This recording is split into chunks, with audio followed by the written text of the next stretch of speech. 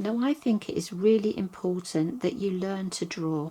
It's fine when you're taking an art class and you use a tracing because you're saving time. You can get straight on with learning the painting techniques from the teacher.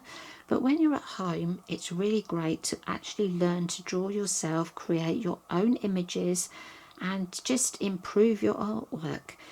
So today I'm looking at two books. They've both been out for quite a while. They both say they're quarto books, but they were both published by Search Press. Now, the first one is the Encyclopedia of Drawing Techniques, the step-by-step illustrated guide to over 50 drawing techniques.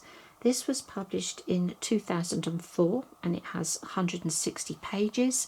And then we have the Compendium of Drawing Techniques with 200 tips, techniques and trade secrets. This was published in 2012 and it has 176 pages.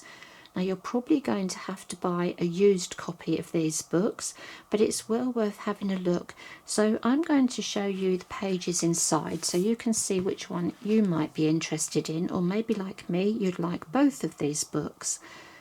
Now, I'm not going to talk too much about the content. They were published by Search Press. We know that they're going to be good quality and they've been well used by people in my family and we've all found them really helpful. So we have, first of all, in the encyclopedia, we have basic techniques and we have monochrome media. We've got pencils and graphite, charcoal, Conte, pen and ink, brush and ink and white on black.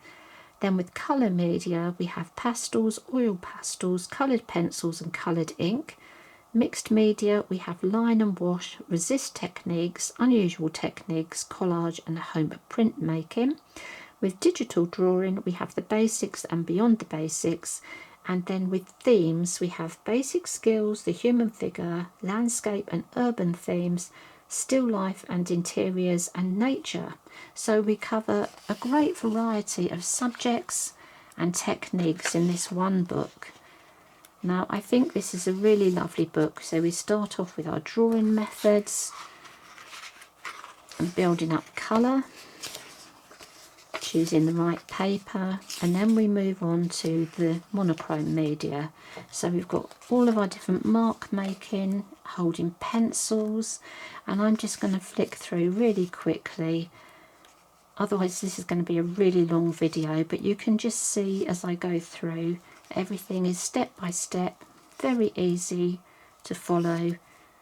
And I just found that this was a lovely book for the young people in my family to use.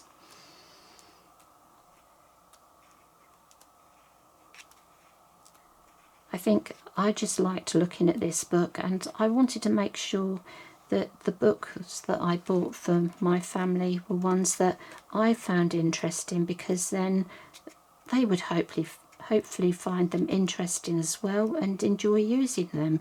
And this one certainly had a lot of use.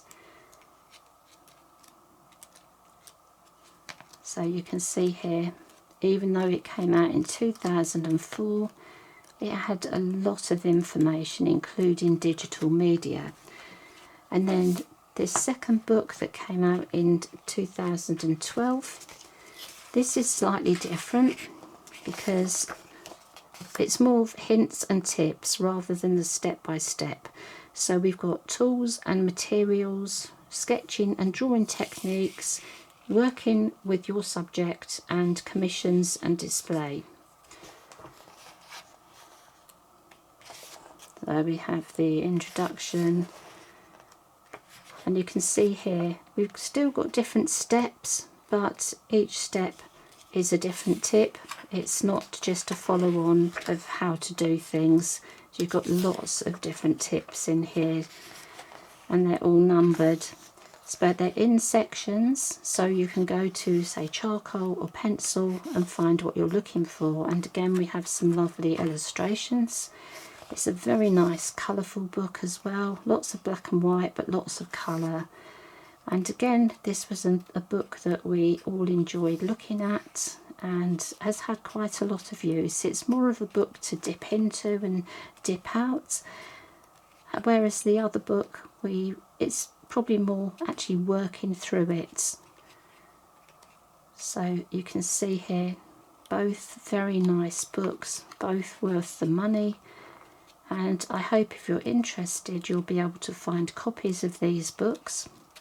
But I think it is so important to learn these drawing skills, whatever type of art you want to do. It's really nice to be able to create your own images. So that's the two books here. I think both of them work really well together. And I hope that if you are looking for a drawing book, it's perfectly fine to buy second-hand books. You can save yourself a lot of money, especially when you're first starting out. So I hope that if you are interested, you'll be able to find copies. I do have some other drawing books that I will show you in another video, but I just think these are two that are not too expensive to buy, very good value, and full of really great information.